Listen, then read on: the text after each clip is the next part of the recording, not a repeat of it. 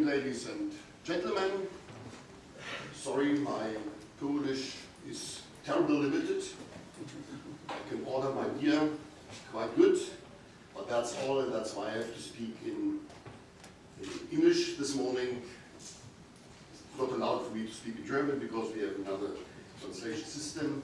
Very glad to be here. Thank you, Grzegorz, for inviting me. And let me start by saying that I'm deeply impressed to see so many people here in this room being engaged and involved and interested in this sector, because I think this is, in your country, a fascinating starting point. You know that I'm coming from a country, Germany, which is more or less well known to be a kind of front runner. I'm not sure whether we are, but we are well known that we have good development in the renewable energy sector. And I tell you, it is not because we have better politicians. It is because we have an extreme high pressure coming from civil society. It's the people to change the system. And I see many engagement now here also in Poland, so it's an excellent starting point. Grzegorz asked me to set up two hats this morning. One hat is I'm a member of the Economic and Social Committee. You might know it's an official body of the European Union. Whenever a law or regulation will be adopted, the procedure is always the same. The European Commission is doing a proposal. The Commission is not doing the decision. They do a proposal.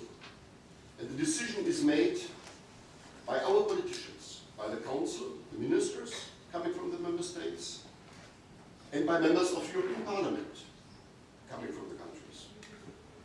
And on this process, the Committee of the Regions, we, civil society, trade unions, NGOs, consumers, small and medium enterprises, and the Committee of the Regions, we have to give our opinion about the acts. And the Economic and Social Committee, every year we do 2 or 3 studies on the question, how is civil society, so how are we, you, me, our organizations, involved in implementing European law? And this is the story I have to speak about. The content of my presentation today is the information about the study we carry out. And I can tell you the study you can find outside, it's available in Polish language. But I also give some experience. He asked me, that's the second hat I put on. Grzegorz asked me also to give some experience about Germany.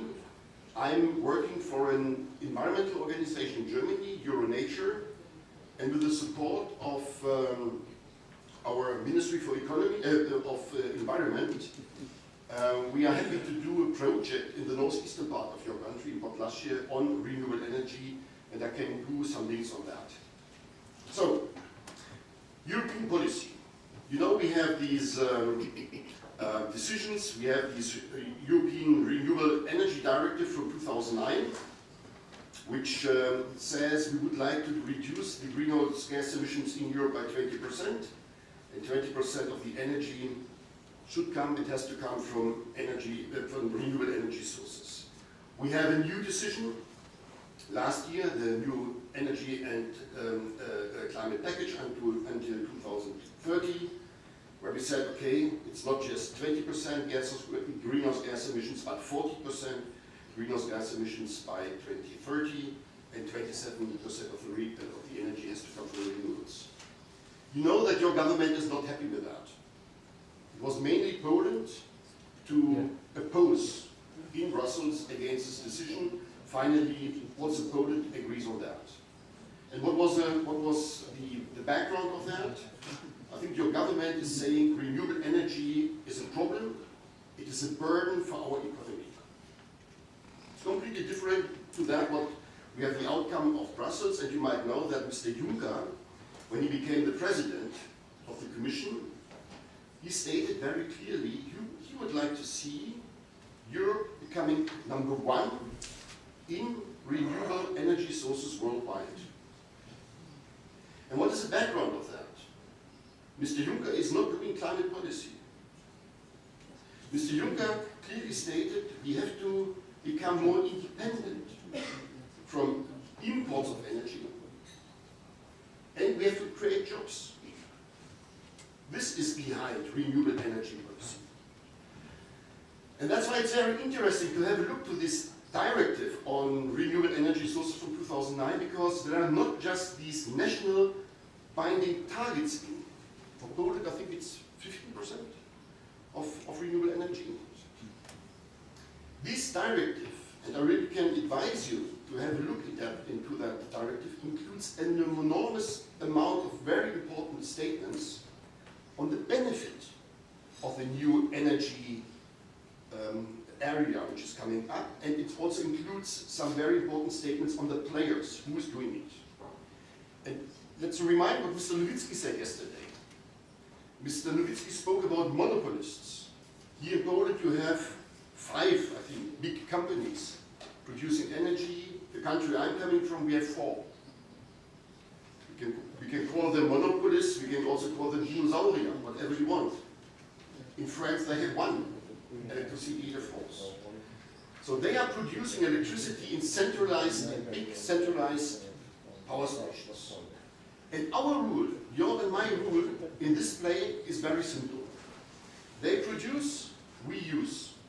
We pay, they earn. It's very easy. The rules are absolutely clear, and they are very happy with that because they can make a lot of money. The question is this the system for the future? Will we have a shift? You speak about prosumer. You don't speak anymore about consumer, you speak about prosumer. I've stated that there are some nice formulations within this directive, and I would like to give you some of them. In the directive they speak about that the production of energy from renewable energy sources depends on, very important, local and regional small and medium-sized enterprises. A statement of the Commission, adopted by Polish ministers and Polish members of the European Parliament. They state in this directive the opportunities for growth and employment that investments in regional and local production of energy from renewable sources bring about in the member states are important. Next, the European Commission and member states should therefore support national and regional development measures in those areas, and they should make clear that local and regional development initiatives and the promote of use of the structural funds in these areas should happen. So clear statements from the European side towards decentralized energy production, and they stated that this decentralized energy production, it is from the renewable energy sources, has many benefits. For example, increased local security of energy supply, shorter transport distances, and reduce energy transmission losses. That's why they said such decentralization fosters community development and creates jobs locally. So very, very important statements. The final one, in order to stimulate the contribution by individual citizens, by you and me, the directive forces the authorities to do simple notifications and simple measures so that it becomes easy for you and me and for others, for cooperatives, to start initiatives in the renewable energy sector. Ladies and gentlemen, and that's why what we understand now is renewable energy is much, much more than just a technical question. Shifting away from nuclear or fossil energy towards renewable energy sources, it is also on the structure of energy production. It's on market, it's on money making. The second point, which is, I think, brand new, and not very often stated by the politicians. I have never heard a politician in Brussels stating that, and I have never heard the politicians in Poland and in my country stating that. What we can do now is, we can combine regional development, regional economic development, and energy production. Brand new, because the technologies are there. But what we need is, we need policies and strategies to make sure that these local and regional renewable energy generation really could happen. So the question we raised in our study, and we went to 6 member states. We've been in Germany and Poland, in the UK and France, in Bulgaria and Lithuania. And we raised everywhere the same question, and we found everywhere the same answer. Very interesting. A lot of similarities. The question was, one question was, what rule is foreseen for you and me, for civil society, in this implementation of the Renewable Energy Directive? What kind of rule is foreseen for the civil society? Is it simple information? We, the politicians, have decided this and that, please take into account. Or is it consultation? Consultation is something different to information. Or should we play a very active role becoming producers of renewable energy, which is foreseen in the legislation? This was one question. Second question was, is civil society ready to play a role? And the third question was, is a legal frame, does a legal frame allows us, enables us to play the role which we would like to play? The main findings: an acceptance or an opposition in favor or against renewable energy depends on the involvement of civil society. I see a colleague from the wind industry here in Poland. You know exactly that there is a strong, partly a strong opposition against wind. And I tell you, I can understand that. Because if local people are affected by a big wind park, which is a vested doing coming from outside, and he said, this is a wind park, this is good for the climate, and it's good for my business and my pocket. Why should local people be happy with that? But if local people start their own business in energy sector, if they build their own wind park or their own windmill, if they can make use of their local resources, and wind, and solar, and biomass is a local resource, then there is an acceptance. And we heard someone say, during meetings we had, he said, we will not allow anymore others to steal our wind. We would like to make use of our own resources. And I think this is a fascinating formulation, which really pointed out there is a new generation, a new area coming up. It's not the monopolist, it's not the dinosaur anymore to do the job. Why not us? It's more complicated to run a restaurant than a windmill, from the technical and the financial point of view. What we also find out is that technology exists. It will give you some informations that this technology becomes cheaper and cheaper. So we learned during our study we've done that more and more this civic energy becomes a new phenomena, and it becomes a movement. And what is civic energy? It's not just prosumer. It is energy, and not only electricity. I think it's very good that you speak a lot about the heating sector and the cooling sector. It's also fuel, for example, for agriculture. There are huge possibilities. We do a project in Podlasie on fuel in agriculture sector from local environmentally friendly resources. So civic energy is energy from renewable energy sources, locally produced or regionally produced by citizens, by communities, by local authorities, by charities, by NGOs, farmers, cooperatives, small and medium enterprises, and partly or totally used by themselves. So this is the consumer approach is included partly in this civic energy idea. What is needed to promote this engagement, which could be possible? We need a good policy frame for civic energy. We need absolutely simple administrative procedures. We need effective support mechanism. We need, for sure, some development and some management in the grid system. Yesterday we heard already a lot about smart grids, for example, and we need a political dialogue between civil society and the politicians. So what we need is political willingness in that sector. Political willingness. And this is also an outcome. This political willingness to support civic energy does not exist. It does not exist in your country. It does not exist in my country, in Germany. You will be astonished about that. In Germany, we have a law to promote renewable energy sources. And this is successful. But it's not a law to change the system towards civic energy. What is a favorable political framework? It must be a long-term, a stable, renewable energy policy framework that provides investment security. And I had the honor yesterday in the evening to be together with Professor Nowitzki. And he told me that you started already a discussion within in the government, within the Ministry for Economy, to change the law you just adopted 2 or 3 weeks or 2 or 3 months ago.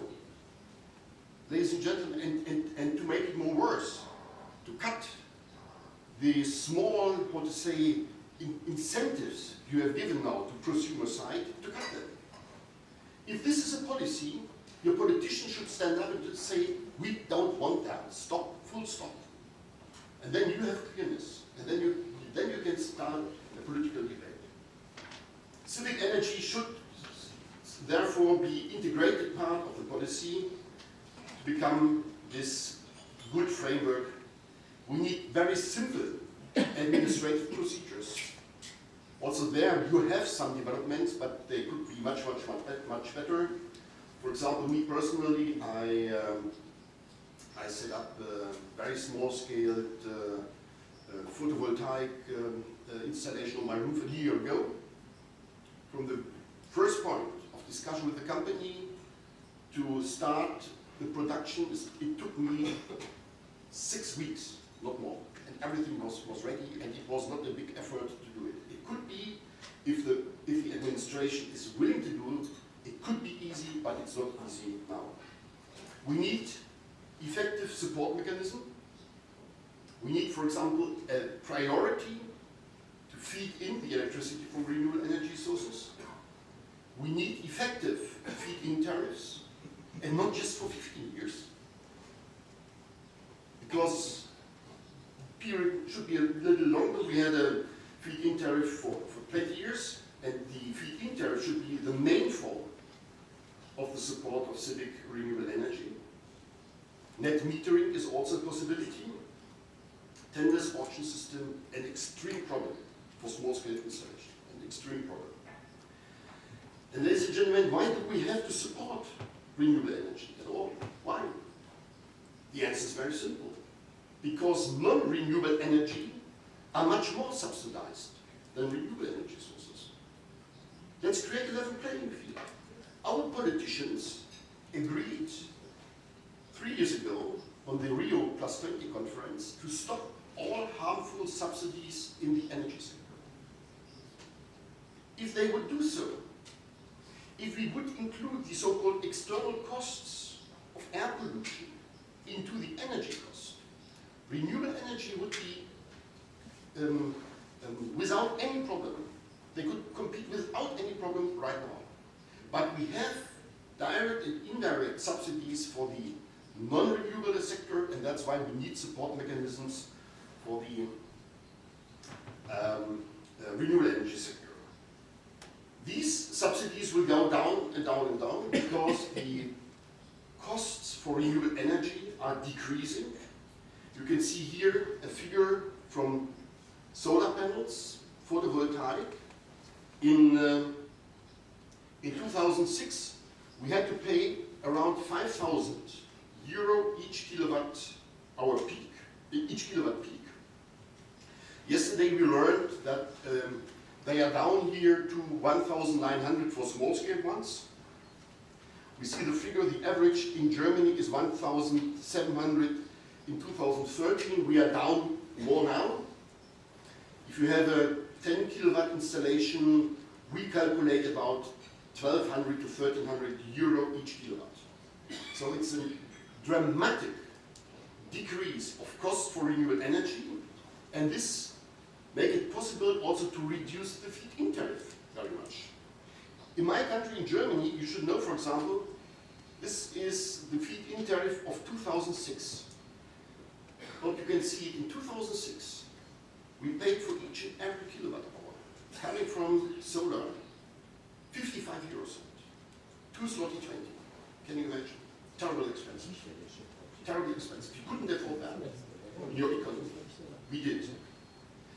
And now we are down to 12. And this is something which is very important because this red line is the cost of electricity I pay as a consumer when I buy electricity from the grid.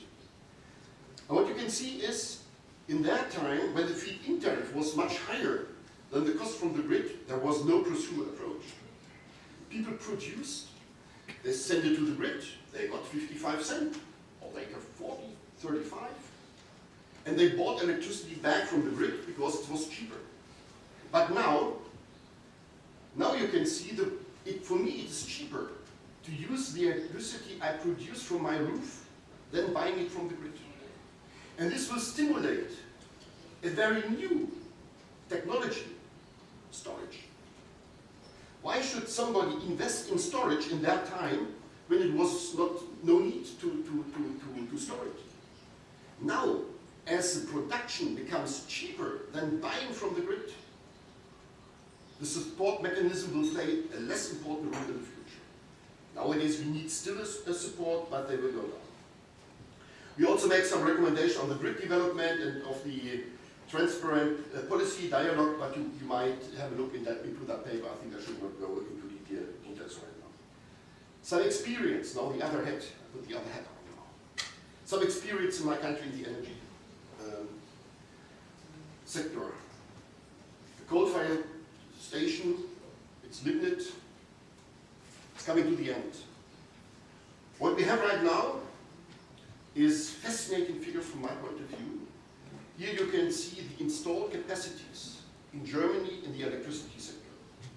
We have 38,124 megawatt of PV. 38,000. Let's remind, in Poland you have about 30, not 30,000, 30, 0, 1. And why is it? It is not that the sun is not shining in your country. You have the same, more or less, the same weather conditions as we have, the sun conditions. It has to do with the possibilities given to you as possible producers. We have 35,000 megawatt of wind, and who's interested in seeing the figures, I think Jagosz and his team will be welcome to give you this presentation. And this might be the most important slide I have in my presentation now. Who is owning that? To whom does this installation belong? And you can see that 11% of all installations in the renewable energy sector, PV, wind, biomass, 11% belongs to farmers, 35% to private people, individuals. We have cooperatives, we have companies, BMW, the motor producer company, built up a new factory in Leipzig, and they installed 4 windmills directly nearby the production halls. And just 5%, ladies and gentlemen, of the new installed capacities in the renewable energy sector belong to the big 4, to the dinosaurs, to the ones. Just 5. They slept a long, long sleep in the past. They didn't understand this development.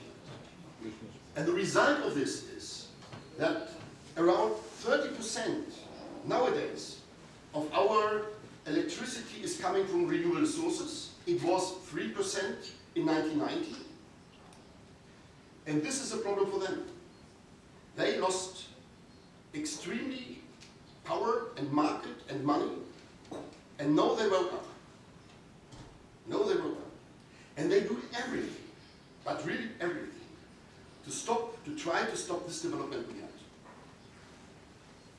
We have more than 1,000 cooperatives in my country dealing with renewable energy sectors. People coming together.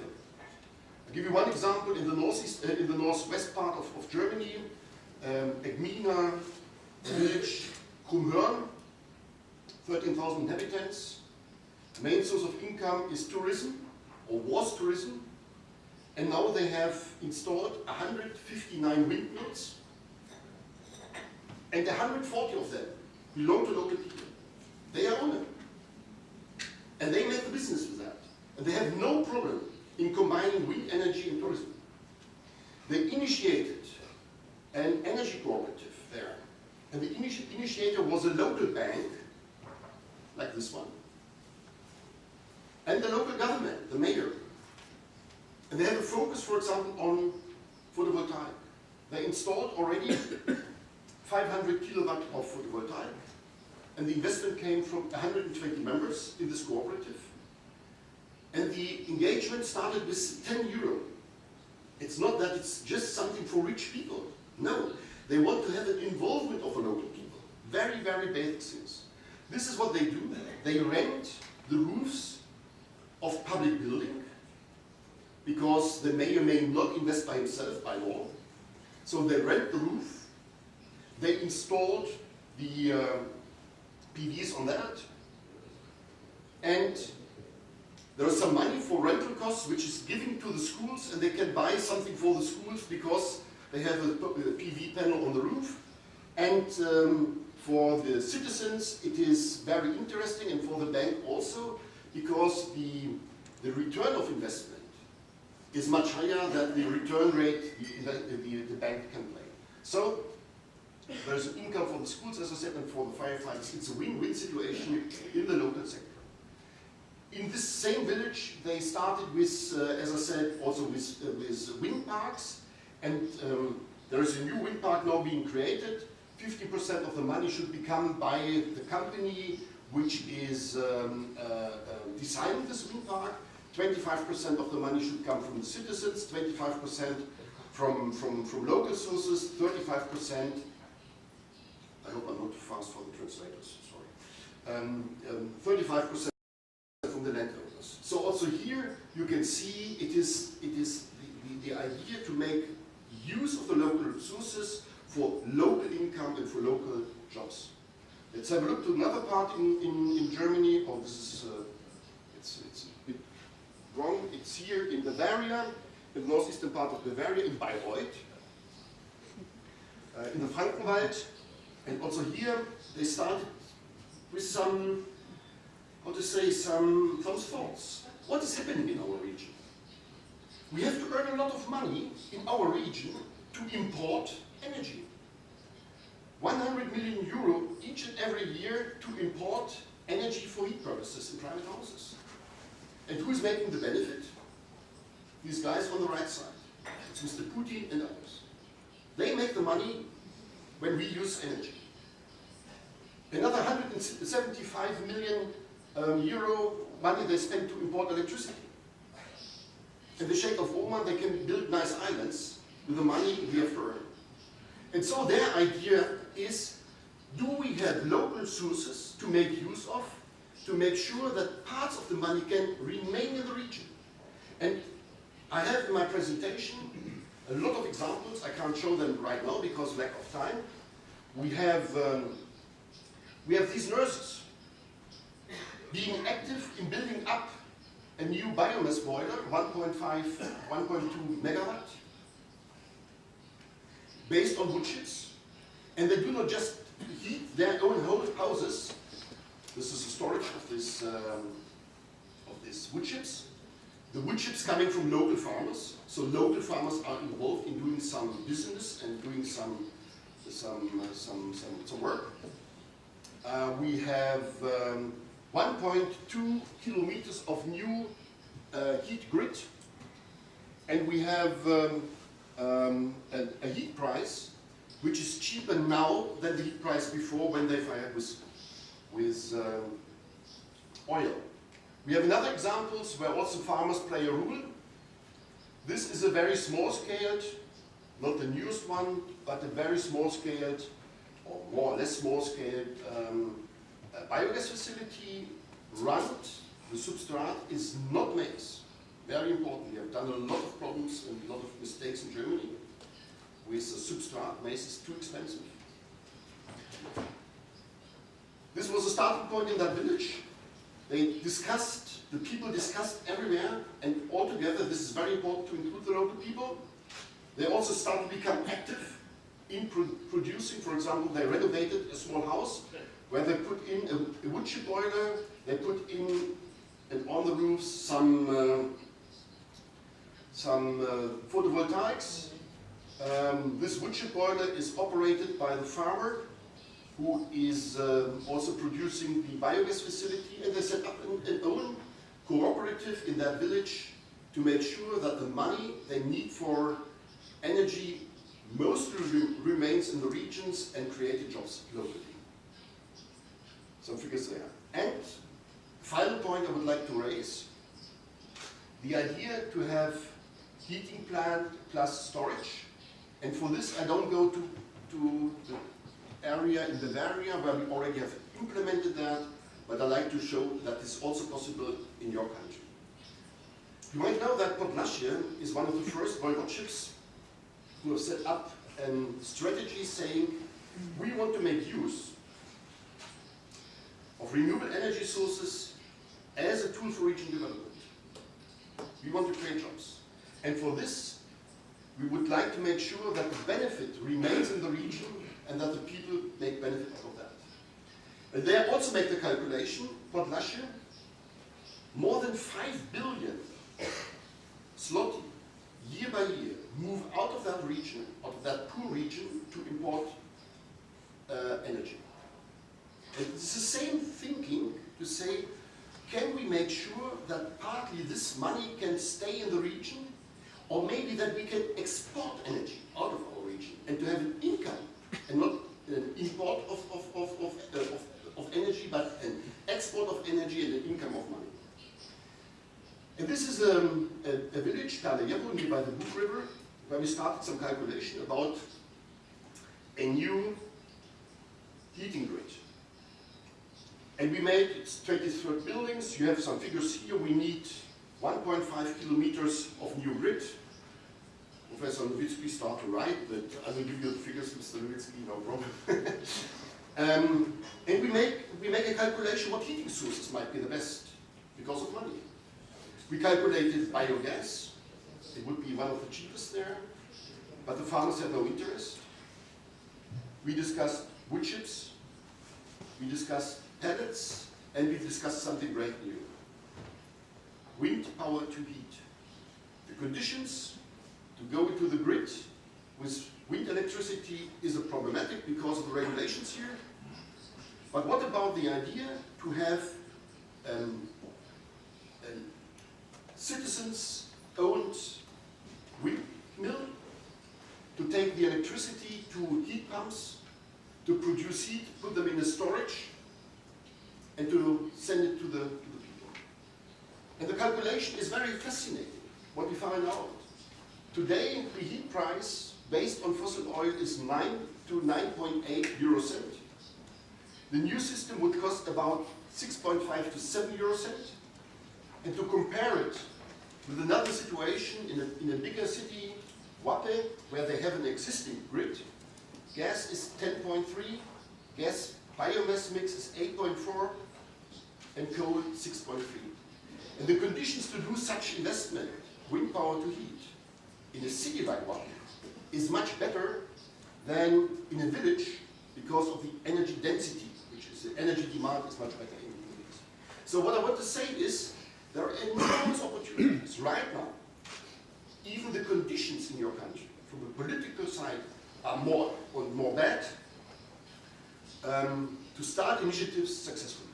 I'm coming to the end because you raised the finger. I'm coming to an end.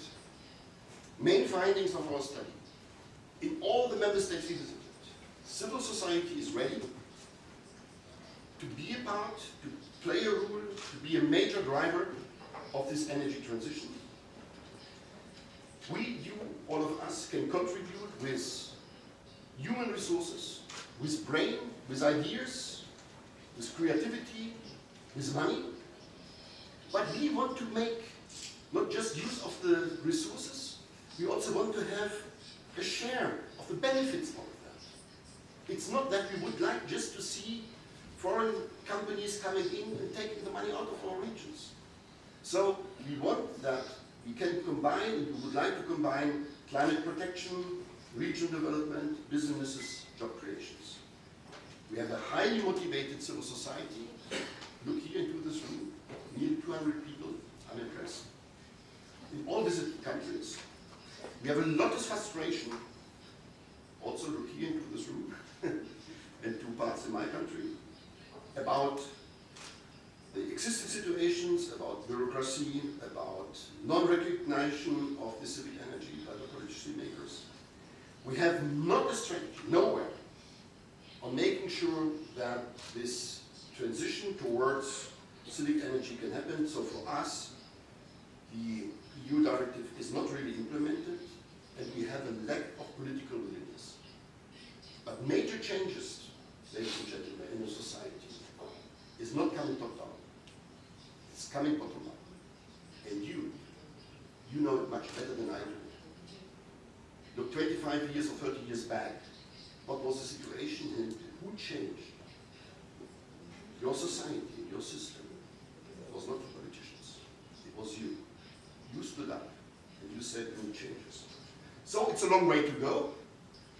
Somebody has to do the first start on going to a new energy policy, and I'd like to thank you for your attention and to be invited, and I hope you enjoyed partly some of this thoughts from my side. Thank you.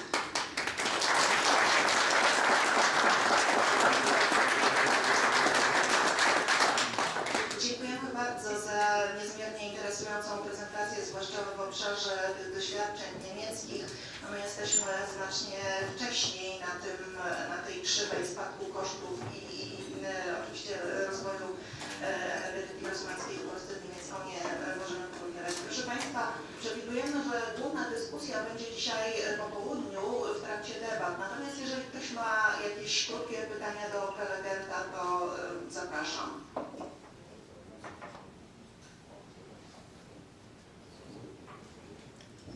Proszę bardzo, to proszę mówić do mikrofonu.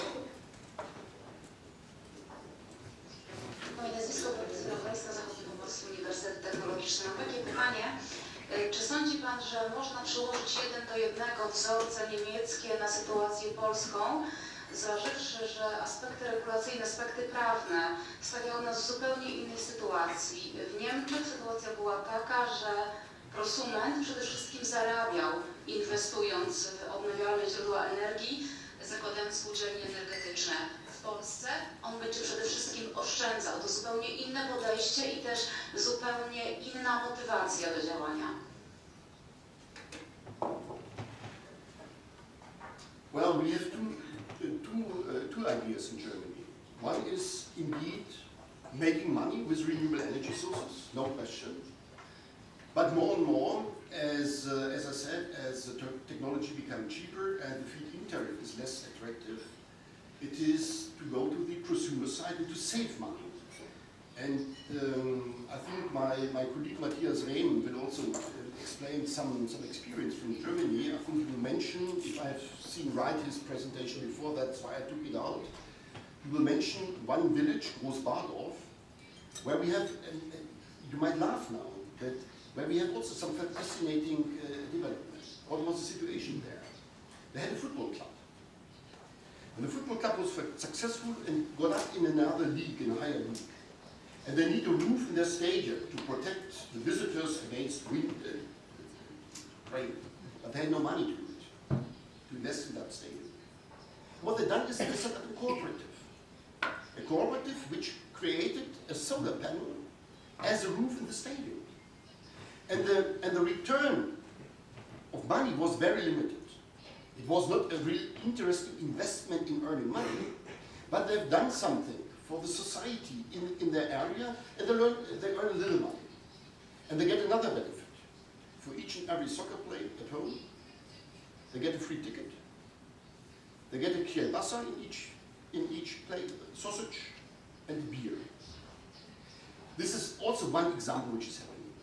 But coming back to your question, is it one by one to take our regulation to Poland? I would not advise you to do so. Because I think some of the regulations we have are going in the wrong direction. What I would advise, and that's, I was happy to be invited by Grzegorz and his team, is let's sit together. Let's check what is the best situation. The lawyer yesterday was fascinating what he described. He knows exactly the problems here. We had the Member of Parliament. I extremely appreciate his approach and his activities in Parliament, because it was not easy for him. But let's sit together and check what would be the best legal form and legal possibilities for you in your country with the experience of us. This is something, I think, where civil society can play a role to exchange best practices, and this is also foreseen in the Directive on Renewable Energy.